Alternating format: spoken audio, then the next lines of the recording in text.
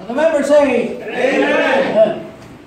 Lahat po tayo, magsitayo at buksan natin ang ating Bible sa 1 Timothy. 1 Timothy chapter 6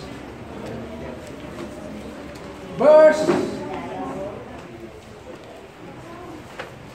lalong walang baril. Dito po tayo sa ating Bible, chapter 6 ng 1 Timothy, verse good. 1 Timothy chapter 6 verse 12. Magandang umaga po sa ating mga kapatid sa ibang bansa at dito sa ating Pinas. Nawa nandun kayo, nandun po kayo dito sa ating preaching, dito po sa San Mateo ng Isabela. At open with me your Bible sa 1 Timothy chapter 6 verse 12. Sabay natin basahin. Go! Fight the good fight of faith. Lay hold on eternal life, unto which thou art also called, and hast professed a good profession before many witnesses. Tayo po'y manalangin. Dakilang Ama, salamat po sa iyong mga salita na aming nabasa. Salamat po sa special number at ganun din po ang kuwan. Salamat po Diyos, meron kaming bisita. Nawa hindi ito po ang first time, kundi mayroon pong kasunod na magpunta ngayon sa India. Sa bawat isa nandito ngayon o Diyos ay buksan mga puso na ikaw makita sa minsan. Dalahin ko po o Diyos at tulungan ko ang iyong lingkod. Hindi ko kaya magsalita hindi sa malita ng biyaya. Kapusin mong kaway o tumilo sa patawad ng Diyos sa aming gawang kasalanan. At ganun din po Diyos, ibigyan mo kami encouragement. Ganun din po lagi mainit sa larang ang paglilingkod. Hindi lang po sa mga members ng Gethsemane, sa lahat nandito ngayon. Ganun din po sa mga kapatiran na sa ibang bansa. Salamat sa lahat ng biyaya. In Jesus Christ I pray. Amen. Lahat po magsiupo. Dito po sa 1 Timothy chapter 6 verse 12. Fight the good fight of faith, which thou art also called, and hast professed a good profession before many witnesses. Ito po ay sulat ng Apostol Pablo kay Timoteo. Amen? Amen. Meron tayong kapatid na nawala. Ilang buwan na nawala yung kapatid nito eh. Kapitawin natin si brother Mark. Amen. Ayan. Alapakan natin. Ito ay nasa profession kasi ito na Sigma. Yan. International na. International po yan. Ngayon lang po nakadalo kasi bakasyon niya. Thank God, we pray for you, brother. Amen. At nandito ka, thank God. At si sister lang nang wala. Saan si brother mo? O yan, si brother mo, ang kanilang nakawabatang kapatid. Okay. Okay, dear bisita, you're always welcome to our church. Sa ating bisita, thank you sir for your coming at sa inyong luma. Nawa, hindi ito yung una, but may kasunod na pagpunta. Okay. At dito sa amin, ay may kasigaw kasi meron kasi hindi nakikinig. Amen. Kaya inahawa ng sigaw. Kasi meron yung nakayuko, meron po yung natutulog. Kaya sumigaw yung pastor. Kaya, mas maganda yun. Kaysa yung kung hindi tayo lakasan magsalita. Ay, so may sanday na po ito. Dito po tayo sa ating Bible. What we learn in the Bible, we should apply it. I-apply natin ano ang natutunan tayo sa Bible. Kahit marunong ka na sa Bible, kung ang application ay 2 puntos, kung sana 10 kaalaman sa Bible, ang alam mo ay 7, ang alam mo sa Bible, passing grade ka na kasi 10 points lang. Pero pagdating sa application ay 2 points. Ay wala. Kailangan po yung theory, ang pinag-aralan sa Bible, magtugma, magtali po sa aksyon. Amen. Ano? Pag sinabing mahal kita, diba gano'n? Aksyon, kukuha tayo ng papel. Ganyan. Amen? Diba gano'n? Amen. Akala naman walang papel, bubus yan. Kailangan may papel. Ganyan. Ibig sabihin, yung sinasabi ng banal na kasulatan ay dapat naman natin bigyan ng halaga at ating gagawin upang malugod ang Diyos sa buhay natin ito. Ano bang kwenta ang ating buhay kung hindi natin gagawin yan? Ang mga sundalo nga, meron silang examination.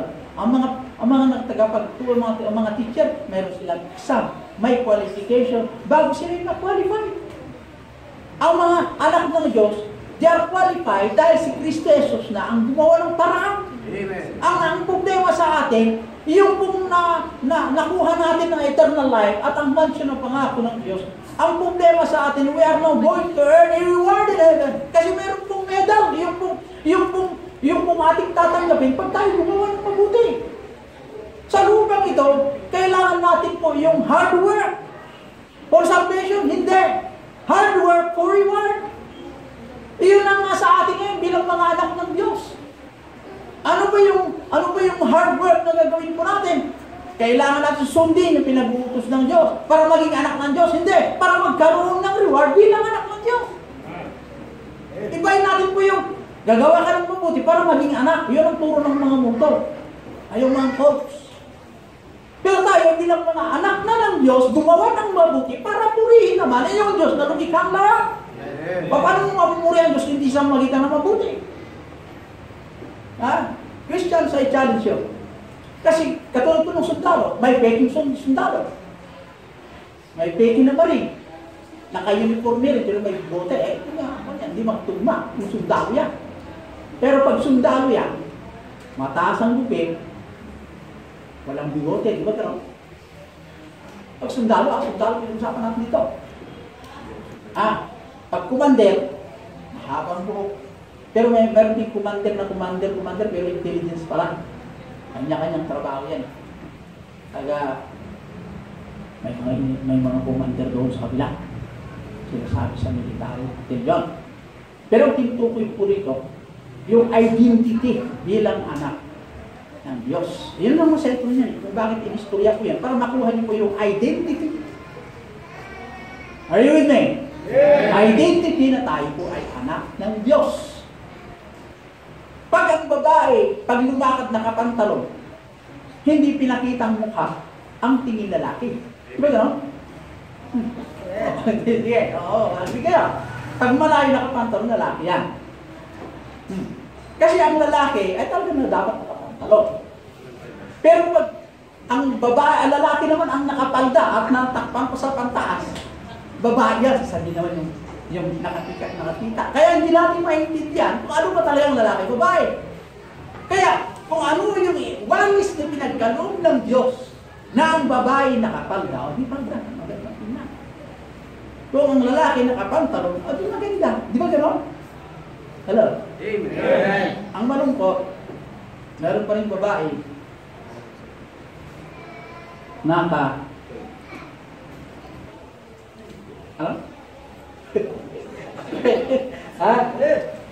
Members, I challenge you.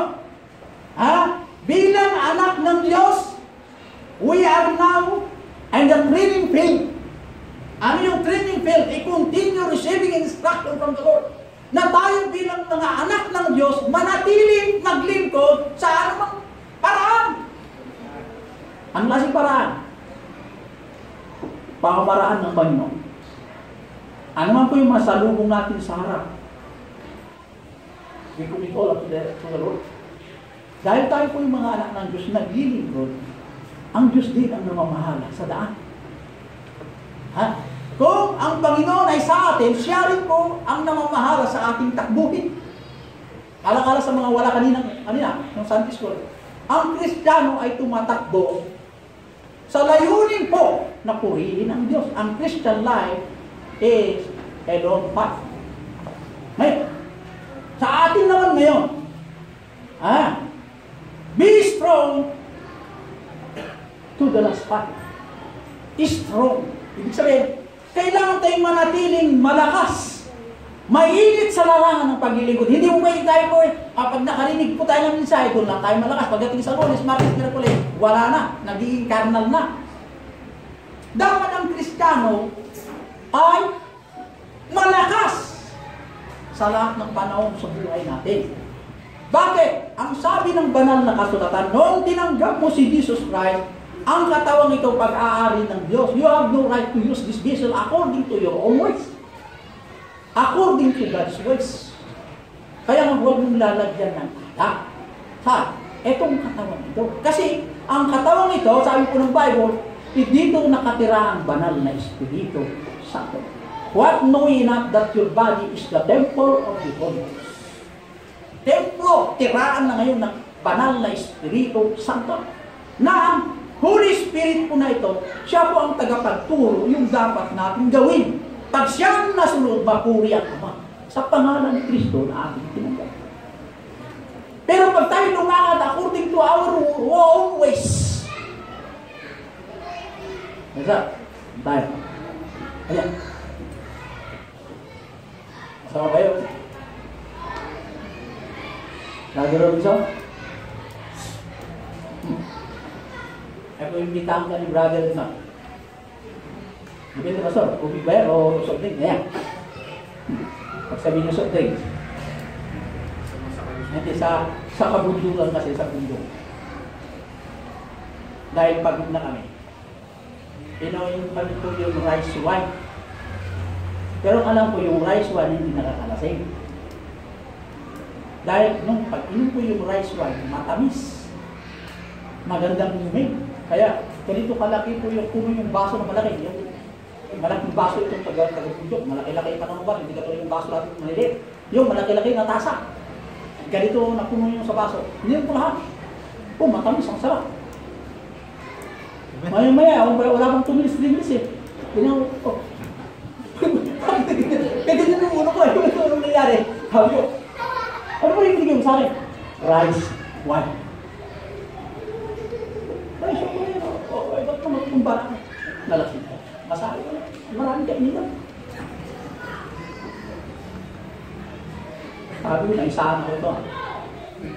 Rice wine. Masarap inumin.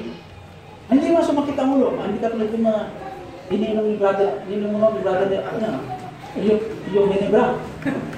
O si brother Edward. O yan, Ginebra. O. Yung Ginebra na basketball. Di ba meron team na Ginebra? They are hard fighter. Uminom sila ng ganyan, sumakit ang ulo, nalasing na. Pero yung rice wine, masarap na inumin. Parang latest question. Maya eh, gaganyan na lang ang ulo. Hindi ka na makatayo. Ang gusto mo lang makahiga na. Sorry. Ay, masyado. Kaya uminom ka kami ng rice wine, pero konti lang. Ay, binigla namin. Ibig sabihin, maraming ways ang pag-inom ng alak. May alak na matamis, masarap pag-una. Pag ang resulta, bagsak. Meron din yung pag-inom mo, hindi maganda. Hindi, inom ka, kung paano ako na-minom ng gilen, kung I was in backsliders, status mo, hindi ba ako pasto? Ordinary medyo ako no. Kaya, be strong to the last fight. Dapat ang mga mananampalataya malakas hanggang sa huli. Huling hina. Dahil bakit? Ang buhay sa lupa, pansamantala lamang. Naganda sana kung sasabihin ng Diyos, okay, Brother Edmond, ang iyong wakas ng buhay mo ay sa 2021. Ilang taon na lang? 19, 20, 21, 3 years na lang. O mag-enjoy na ako. Sa isang taon, doon ako mag-liwalay sa gusto ko. Kasi sa 2021 pa naman ako. Mag-hold up ako ng bago, mag-trip pwede. Kasi 2021 pa lang ang hanggang ng buhay ko. Hindi ako mamatay dyan kasi ang kontrata din yun. Pero ang problema, ang kamatayan, darating kahit anong oras. Mayaman o mahirap, ay pinag-aralan ko wala. Wala akong maka-handle. Wala akong makapagpigil ng kamatayan. Amen. Ang kamatayan walang respeto, hindi rin nagpapaalam. Kahit katabi mo si Mrs., mamaya, bakit? Hindi ka naman nagpaalam sa akin, mamatay ka na. Magpaalam ka naman. Sabi ni Mrs., wala na. Ganun talaga eh. Ganun ang kontrata ng buhay. Kaya traitor si kamatayan. Meron naman lang, natumba na lang. Baka, hindi nakarating sa inyo yan na bahay. bumili ng ulam na sa labas, pagkain ng mag-asawa. Ganun talaga ang buhay. We don't know the time. Kaya habang hindi natin alam ang oras, dapat naman natin samantalahin nung panahon mayroon tayong buhay, maglingkod sa Diyos. Kailan ka maglingkod? Hanggang sabi mo malakas ka? Wala nga magsabi kung kailan tayo malakas. Habang pala, may hininga po tayo. May lakas pa, maglingkod na. O si nanay. Ilang taong ka na, nanay? 56. O, 56. Maganda kung nakuha ko ang 30 taon. 30 years more to live. O, di ba gano'n? Bibilangin mo na. Siyempre, yung si brother na, edad na yan si brother Cesar na, yung anak ko sabi ni nanay. So, abutin pa ako ng 30 years. Ilang taon mo na, brother Cesar? 28 pa, sir. O, 40, bagay mo 40. Okay. O, 30 plus 40 equals 70. O, magsi-70 na yung anak ko. Okay ba na? O, mabuti mo ng 30 na hindi. Hindi, totoo kasi yung gusto. Okay, yeah, Pastor. Hindi, itatanong ko lang eh. Sa mukha kasi parang ano eh. Okay, di ba rin? Grade naman na sa akin lang yun. Pero sa iba pa tayo. 25 lang sa brother Cesar eh. Okay. Continue. Be strong to the last fight. Tayo po dapat matatag spiritually at physically. We are praying for the Lord na tayo po malakas physically at spiritually na higit sa lahat. Kaya, yung good courage sa tinutukoy po dito, stand in the faith, manatili sa pananampalataya. Kung ano ang pananampalataya mo, dapat hindi mayayanig yung pananampalataya niya. Paano ang kasama mo sa trabaho ay saksi? Paano yung kasama mo ay isang iglesia? Paano yung kasama mo born again? Paano yung kasama mo ay Methodist? Mag-stand ka sa faith sa magitan ng biyaya tayo naligtas dahil kay Kristo. Kung ano na ang pananampalataya mayroon sila, huwag kang mayanig sa kanila. Dapat ang mga anak ng Diyos, siya po ang mag-explain sa kanila yung ways ng kaligtasan. Huwag tayong matakot, huwag tayong madidisin. If the Lord is with us, who can be against us? Kung nasa atin ang makapangyarihan Diyos, sinong lalaban pa doon? Sabi ng banal na kasulatan, I am the God, Almighty of Israel, the eternal God, the invincible God. Walang makakatalo sa Diyos. Kung si Satan po ang kontrabida ng Panginoon, hindi niya kayang talunin ang Diyos. Sino ba yung alam niya ng kontrabida sa Panginoon? Di ba si Satan lamang? Si Satan ay nilikha lamang ang may kapal na Diyos. Ngayon natin inaawitan. Maraming pa rin Kristiyano, gusto nilang samahan si Satan. Example, ayaw ng Diyos maraming asawa. Yung malaki gusto yung maraming asawa. Ano ba? Gusto mo yung mayroong kaliwa, mayroong kanan, mayroong center. Mahal kita sa limungan, mahal din kita sa dagupan, mahal din kita sa sinamar mo. Number 1 lahat yun. Pero itong tatlo, hindi sila nagkakain, hindi sila walang alam, walang puntak itong tatlo. Yung gano'n brother Mark? Meron ka lang. Mahal ka, ikaw number 1 sa buhay ko. Ikaw na number 1 sa buhay ko, mga number 1 sa buhay. Puro number 1, pero sa kumang lahat. Ibig ko sabihin, pag tayo po ay anak ng Diyos, yung ayaw ng Diyos, huwag natin kampihan. Bakit? Hindi ka magwawagi dyan eh. Mamatay na ngayong tao. Nag-aaway-aaway pa sila. Bakit? Sa akin yan eh. Hindi sa akin lang. Hindi sa akin lang. Mga problema kung yung patay na ngayong tao. Maraming umaangking ngayon. Sabi ng dalawa, hindi ako, kasama ko yan. Kasama ko yan. Hindi, asawa ko yan. Sabi ng isa. Sila magsasabulutan ngayon. Mag-aawan. Hindi magandang example. Patay na nga. Nag-aaway pa. Ang Kristiyano pagpatay, isang tularan. Di ba gano'n? Oo Amen yung kapatid niya, namatay, pero naglilipod sa Panginoon.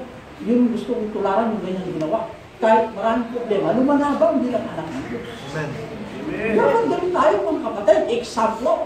Tayo po isang magandang tularan. Stand in the faith. Unang puntos, continue walking and be not weary. Isaiah 40:31. Magpatuloy tayong maglakad, maglingkod, magpatuloy tayong maglingkod, huwag tayong papagurin. Napapagod na ako maglilingkod, ayaw ko na magbasa ng Bible, ayaw ko na makiusap sa Diyos, napapagod na ako. Hoy! Ang Diyos, hindi kailanman, napapagod din sa atin, sa pakikinig sa ating mga panalangin. May mga politician na, be careful in going up because the same people you make going down. Sabi rin ng Diyos, nung umakyat ka papunta sa iyong ambisyon, ang Diyos ay sa iyo. Nung nasa taas ka, huwag mo kakalimutan naman ang Diyos. Di ba gano'n? May mga politician ngayon, umakyat, nakalimutan niyang taong bayan. Pangura ko ng anak. Nung bumagsak, saka lang paiyak ka. Di ba yung gano'n? Ang anak ng Diyos, tumaas man tayo o hindi, siya pa rin ang Diyos. Wala tayo o mayroon po tayo, maglingkod tayo o hindi, siya pa rin ang Diyos. Nasaan ang tao? Sa atin bilang nilikha ang Diyos. Kasi ang Diyos, kailanman hindi natatalo ang Diyos. Kaya privilege sa atin na tayo maglingkod sa Diyos. Privilege, it is only our privilege to serve. Na pinagkalog ng Diyos sa atin sa buhay na ating hininga na hiniram. Yung hininga natin na hiniram sa Kanya, ay pansamantala lang sa lupa na Kanyang nilikha. Amen. Kailan mo gagamitan ang buhay mo? Ha? Maraming mga pananampalataya sa Lucas, example, sa Lucas 18 verse 1. Sa Lucas 18 verse 1. Example po, sa Lucas 18 verse 1. Anong nakalagay doon? You put praying by faith. Pray and not to faith. Manalangin nung huwag kayong maglupay-pay. Maglulupay pa ang katawang ito. Pero yung ating eagerness to pray, ay dapat nandoon po tayo mga kapatid. Bakit tayo manalangin? Ang ibig sabihin na manalangin? Makiusap sa Diyos. Makitungtong kahit ni Diyos na invincible. Ano di ba lang kaya ako agyaman na? Saan? Yung pinagkalubo sa akin na haba ng buhay at kalusugan. Ito ay biyaya which I am not deserved. Paminsan-minsan ako tumatagay, paminsan-minsan ako sinungaling sa kapatid, paminsan-minsan ako sinungaling sa nanay, paminsan-minsan ako sinungaling sa kapatid, paminsan-minsan ako sinungaling sa girlfriend ko, boyfriend ko. Pero ikaw pa rin ang Diyos, umintindi ang ating kalagayan. Salamat sa iyo. Binibigyan mo pa ako ng magkakataon ng mabang buhay ko para maglikuran ka naman. Panginoon. Kaya, praying, manalangin, magpasalamat, manalangin na humingi ng tawad, manalangin na humingi ng backup. Ano yung backup? Dagdagan mo pa ang buhay ko. Kasi darating yung araw na tayo po ay tatanda. Katulad ni brother Tessa, kung ano yan. Hindi na piling bumata yan. Yung brother mo ni, mga bata nga eh. So, yung itsura niya eh, parang binata. Pero pag hindi sasabihin na may tawa na ako, yan. Oh. Pero si Edma, parang 10 asawa, alam niyo mga kapatid, ang paghiling ko sa Diyos, sa mukha, marami mo natutokso sa mukha. May mukha na parang anghel, pero demonyo ka lang. Pero di ang kanyang mukha ay talagang parang mukha ni Satanas, pero mabait. Kaya hindi ko pwede pumusga sa mukha. Amen? Kung ang edad mo ay sabi mo 30, ang mukha niya ay 60, ganyan, mahirap magsalita. Ilang taon na ito, pastor? Mahirap mag-describe ng mukha kasi kung kakamali ko pag sabi mo ng 60, yung pala 30, din magagal sa akin na. Kaya sabihin ko na, hindi ko alam. Pero sa akin dito, sinasabi ko na kasi, honest lang ako. Okay? Kaya continue walking and be not weary. Magpatuloy tayo kung maglingkod ng paglingkuran ng Diyos. Hindi lang sa umagitan ng praying, hindi lang sa umagitan ng pakikinig, hindi lang pa sa umagitan ng paghihingi ng sorry sa Diyos, kundi ibabahagi ng mensahe sa mga taong hindi pa nakakilala kay Kristo. Maraming hindi nakakilala kay Kristo dito sa bahay ng San Mateo. Punta ka sa church niyo. Nakawan ba ng batahan pa yun? Yes. Sigurado pa sa akin pumunta. Wala naman tayo sigurado mahal. Share ko ng gasto yung tao na yun. Subukan nyo. Tawag tayo sa sir niya. Sigurado ka sa, wala naman nakakala, mayroon kang buhay mula sa langit. Sabi kung kayo kasi sigurado sa langit. Isa ka na sigurado, hindi ko alam. Kaya, tayo bilang mga anak ng Diyos at tinubos ni Kristo, ay dapat po tayo maglingkod. Dahil sa Exodus 14:14, the Lord shall fight for you and shall hold your peace. Ang Panginoong Diyos, siya po ang lumalaban na out behalf. Kung ano ang problema mo sa harap, ang tumira po doon ay ang Diyos. Kung tayo po ay nakikinig sa salita. Kaya ang Diyos siya rin po ang nagtatrabaho sa bawat problema natin. Dahil sa Exodus 14:14, the Lord shall fight for you. Kaya, mga members, mga lahat nandito ngayon, be not weary, continue to walk in the side road. Magpatuloy po tayo maglingkod. Kung saan man kayo, maglingkod ka, hanapin mong Baptist Church. Ang Baptist po, hindi po ang isang church yan. The Baptist is a proclaimer. They are proclaimers of God's gospel. We are not going to share the gospel na ang pagpasok ng Baptist maniligtas. Kundi ang pananampalataya itinuturo lagi natin si Kristo. Amen? Pangalawang punto, continue receiving mercy. We repent not, 2 Corinthians 4:1. Continue receiving mercy. Nung tayo po ay anak na ng Diyos, tayo po lagi humihingi ng kaawaan ng Diyos. At huwag tayo po maglupay-pay. Receiving forgiveness, tayo po nagkakasala araw-araw. Huwag tayo magturuan, ikaw malaki ang kasalanan mo, ako maliit, hindi gano'n. Pag nagturo ka ganyan, ikaw, ako makasalanan. Wala naman dito malinis sa harapan ng Diyos kung kasalanan mo pinag-uusap. Maraming ways ng kasalanan, mayroon po tayo. May nagkasala sa sinungaling, may nagkasala sa mandarambog, may nagkakasala na siya po hindi masunurin, disobedient child. Pero kasalanan lahat yan. Pero magpasalamat tayo sa Panginoon. Winas out lahat ni Jesus Christ ang ating kasalanan. Nabigyan naman natin ng pansin ang halaga, yung paghugas ng Panginoon ang ating pinuha. Gusto pang dumisan ulit sa iyong katawan ng kasalanan. Are you with me? Kaya I challenge you, receiving blessing. Lagi sinasabi ko sa inyo, ang pagtanggap ng biyaya is a blessing. The highest blessing is to give. Amen. Tandaan niya. The highest blessing is to give. Kaya yung mga first fruits, hindi nagbibigay. Ibigay mo na. Nandito yung pag-asa natin, matina. Ayan. Pero ito ngayon mga kapatid, makinig ko.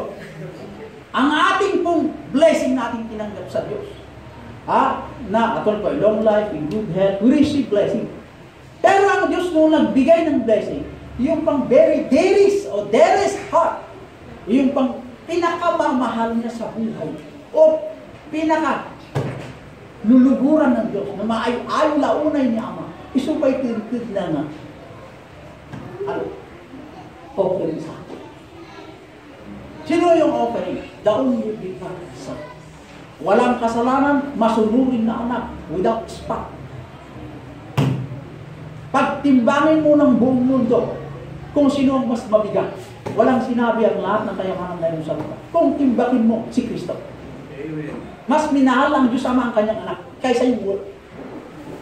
Pero itong anak, sabi ng Panginoong Diyos, this is my only begotten Son in whom I am well pleased. Hear ye him. Sinabi ni Kristo, siya, ako ang daan. Walang makapunta sa ama, kung hindi siyang magitan ko. Kung walang Kristo sa buhay, hindi makapunta sa langit. Ako ang tagapagligtas. I am the Redeemer, the Savior and Mediator between God and man. Maliwanag yan.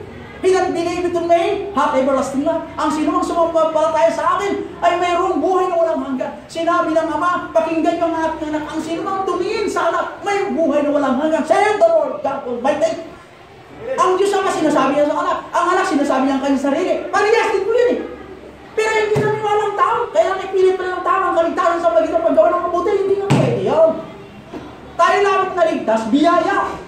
Kaya, yung celebration po yung Merry Christ's birth. Tingnan nyo ang kapitbahay natin, saan sila abala? Saan? Buenos Dias. Ano yung Buenos Dias? Oh, yeah. Paano na nagkaroon yung not? Yeah. Nawawan yung mga not too buenas. Alam niya, pagkain din yun eh. Doon na pala ang tao kung walang pera. Hindi ko makapansin niya kasi walang pera yun. Pero kung masaya, dua klase. Masaya dahil kay Kristo. Meron din masaya dahil may nangako sa kanyang bibigyan sa pera. Sa atin bilang anak ng Diyos, meron kang Jesus Christ, meron kang bahay sa langit na mansyon, hindi kaya bibigyan ng pera. Mas dapat masaya tayo. Yung meron sa bukati, kaya lang yan. Hindi abang parang wala kang pera. Di ba? Meron bang ganyang Kristyano na habang parang wala kang pera? Meron ka ng pera, nakalimutan mo ang church, pumunta ka sa ibang lugar. Saan ka pumunta? Sa Jollibee, sa Robinson, lahat. Nung wala kang pera, nandito ka. Hindi gano'n. Hindi gano'n mga kapatid. May pera ka o wala, ka sa church. Ganun yun. Ang problema sa atin, kung may pera yun, nawala na sa church. Masama ka.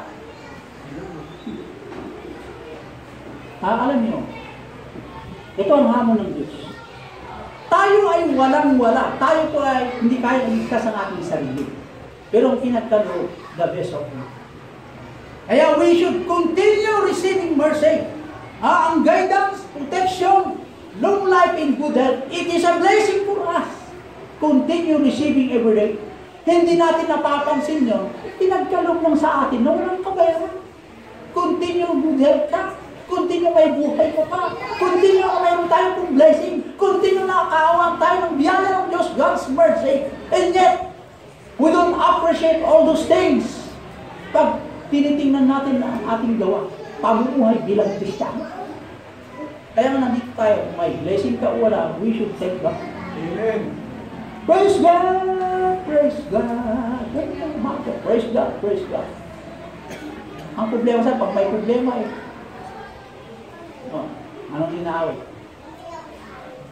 Anong inaaway siya sa? Tell it to Jesus. Tell it to Jesus. Sabi mo kay Jesus Christ ang lahat ng problema mo. Kung may blessing, bel mo niya. Yan inaaway ko kanun Brother Jonathan. Expert itong mga young people, yung dilim mo ko niyan. Dilim mo ko niyan. Pero kung may problema, bakit? Sinisipon ako, dahil makapunta sa church. Pero pag basketball, kahit sinisipon, wala akong sipon, lagi akong basketball. Pag sa church, sinisipon, pagdating sa basketball, wala akong sipon. Ano ba yung ganyan? Itong mga ladies naman, marami din excuse sa mga young people. Kaya, members, intindihin nyo naman ang kaawaan ng Diyos na maraming blessing na ating natanggap. We should appreciate all of this. We should thank God. Pangatlong puntos. And due season, we reap if we repent not. Galatians 6:9.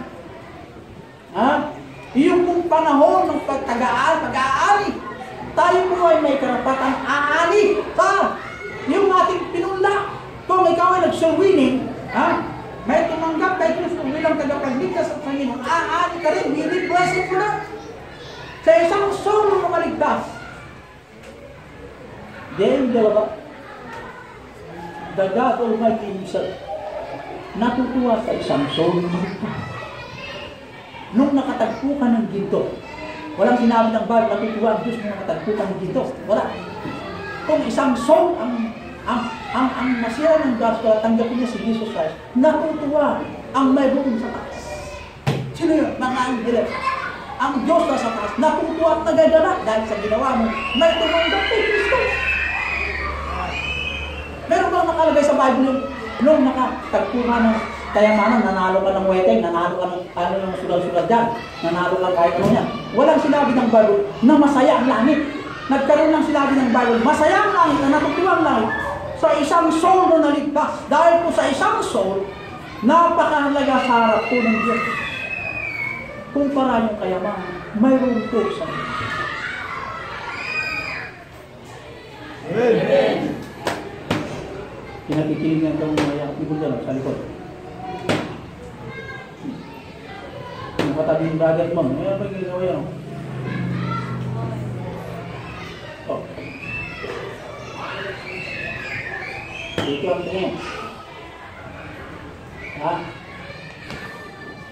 Reward in this world is temporal, pero reward in heaven is eternal. Kung ikaw rin pangarap ng reward, huwag yung temporal. Mas higit ang eternal reward.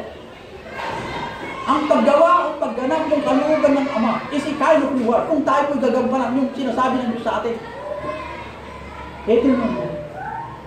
Ang reward sa lupa, pansamantala lang. Hindi natin ma-enjoy habang buhay ang reward sa lupa. Kahit sa wagi siya ay medal of valor, pinakamataas na reward sa military. Medal of valor. Awarded ka, palakpakan ng tao. Ang tao o mamatay ang nagbigay ng reward, mamatay ang lupa, tiniri ka ng lupa ng ating katawan. Ang ating pubay ay mawawala. Ang langit, ang lahat nakita ng mawawala. Pero ang ating salita nanatili. Ang iyong reward ay nanatili hanggang wakas. Walang katapusan na reward. Iyon po ang dapat reward na hanapin ng mga tao na Diyos. Ano bang reward na hinahanap natin? Unahin natin ng reward, yung makalangit na reward. Dahil po yung eternal na reward. Eternal din ang ating buhay sa langit. Walang hanggang pangbuhay sa langit. Wala na pong matagpo na sakit sa langit. Tayo po'y lahat masaya sa langit. Ayaw mo yung mga hapos sa buhay maligtas. Si uncle, si kapatid. Wala. Sister rin na rin yan. Huwag yung sister rin na rin. Alam mo, isang magandang halimbawa, kahit kung yung kapatid na ito, maraming problema yan. Yung kapatid yung striver. Striving. Hindi yung, alam niyo mga kapatid, ang buhay bigyan niyo naman ng halaga, magiging ka rin sa buhay sa iba. Amen. Hindi katis mo lang. Bakit naman si Brother Robinson? Mahilig yung ganyan. Tapos sasabihin sa akin, huwag kang umilaw. Ano ba talaga? Oh. Bakit naman Brother ano? Joshua. Sabi mo sa akin, kailangan masunod ka sa magulang mo, mag-aaral kang mabuti. Eh ikaw, hindi ka nag-aaral mabuti, hindi ka nang masunod. Amen. O hindi ka halimbawa. O. Alam mo, maging example po tayo mga kapatid. And you say, we reap if we faint not, Galatians 6:19. Yung reward in heaven is the best reward. Mag-ambisyon ka rin sa lupa, pinakamataas naman na tungkol na aspire ng isang mananampalataya to seek first. So, pangalawa lang po yung mayroon sa lupa ang Diyos. Pag inuna mo ang Diyos, susunod ng blessing sa lupa. Sabi ko ng Bible, if you obey my voice, I will bless you. Pangako yun. Pangako ng Diyos siya. Kaya naman, hindi po nagbabagong pangako ng Diyos. Maaaring ma-delay, pero bibigay pa rin yung pangako. Sa atin kasi, lipay-pay ka agad. Ibig sabihin, Kristiyano, maliit at panmangkala. We should grow in grace by faith. Amen? Amen. Sa amin na magbisita. Salamat sa iyong pagdalo dito sa akin. At kami pinagagalak, makita kayo sa aming pong kantahan. Nawa, inuulit ko muna. Meron pa sana, pagkikita sunod na linggo. Kasi yun po ang kagalakan namin. At kayo po, mga nanay, saan na? Gusto mo maraming nanay at maraming tatay, katulad ng tatay. Nawala yung isang kalbo ng tatay dito. Wala na, sa kanila. Pero mayroong marami kong umalbog itong yung nasa likod. Pero bata pa ng mukha eh. Pero palapit na nakalbo. Okay, meron naman po, pero puti naman. Alam niyo, ito, marami pang mawala rin ng buhok yan. Kaya lang eh. Kaya magpasalamat kayo ang people lahat po tayo meron dito. Pinagpapala tayo lahat ng Diyos. Wala pong nasasabi na tayo pinagpapala ng Diyos. Lahat tayo pinagpapala. Bakit? Tingnan mo ang mga mukha ng bawat isa. Wala naman parang buhay dito. Ang gagandang mukha. Amen! Sino bang masabi mo yung buhay? Wala. God created. Pantay-pantay. And it was very good. Oh. Tayo sa pangit dahil kasi tayo ay mahalipusta. Pero ang Diyos, lahat ng maganda. Walang taki. Amen? Kaya maglingkod po tayo sa Panginoon. Be faithful to serve. Palapit na po ang 2019. Last Sunday na po, sunod Sunday. At tayo po lahat ng nalangin, tayo mag-pray. O God, ay makasalamat po Panginoon sa iyong mga salita. Nalahin ko po Diyos na bindisyonan po ang iyong salita na isa pamuhan po namin yung katuruan. Ikaw lagi magkita sa buhay po namin.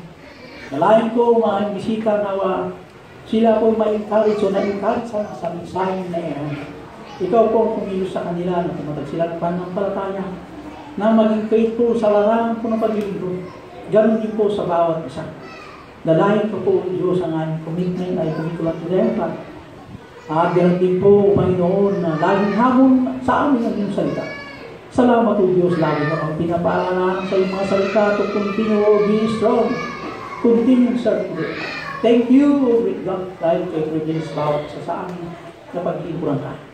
Sa mga kapatiran sa ibang bansa ay pray Father na ingatan mo rin sila kung mo silang pabayaan.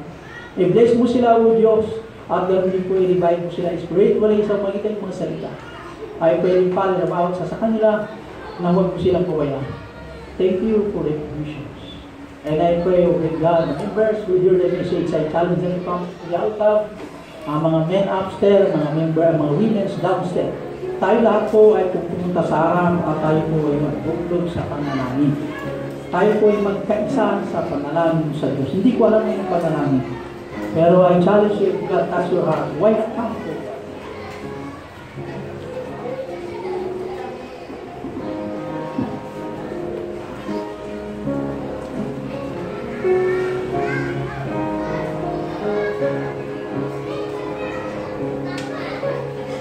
Surrender all.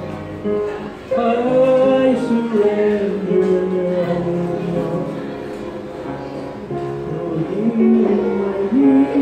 For you, Jesus, I surrender. Members, why not come to talk to the Lord? Makiusap kayo sa Diyos. Saan mo ng bisita? Thank you sa iyong pupunta. Nawang Panginoon na ito sa iyong buhay. Pati ang mga pamilya. Ganun din po sa mga kapatid. Dito ngayon, ang hindi nag-forward. I pray for you.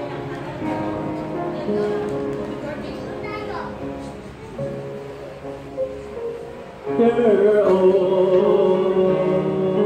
I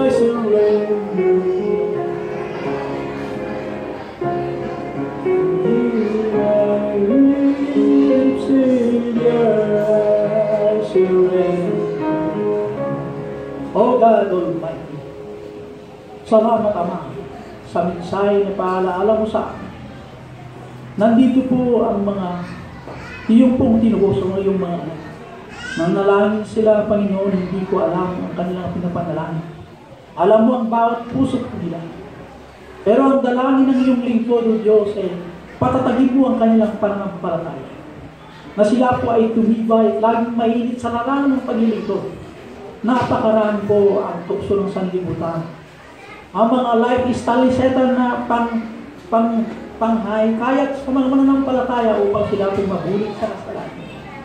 Wala kaming magagawa, O Diyos, kung hindi ka rin kikilos sa bawat buhay namin. Kami po'y namihasa sa iyong mga pangako, Ama, na hindi mo kami pabayaan sa bawat isa. I pray, O great God, bless mo sa lahat ng nag-forward. At ang hindi nag-forward, I pray, Father, ano po ang kanyang dalangin? I pray, O God, please answer your prayers, or these prayers are all daily.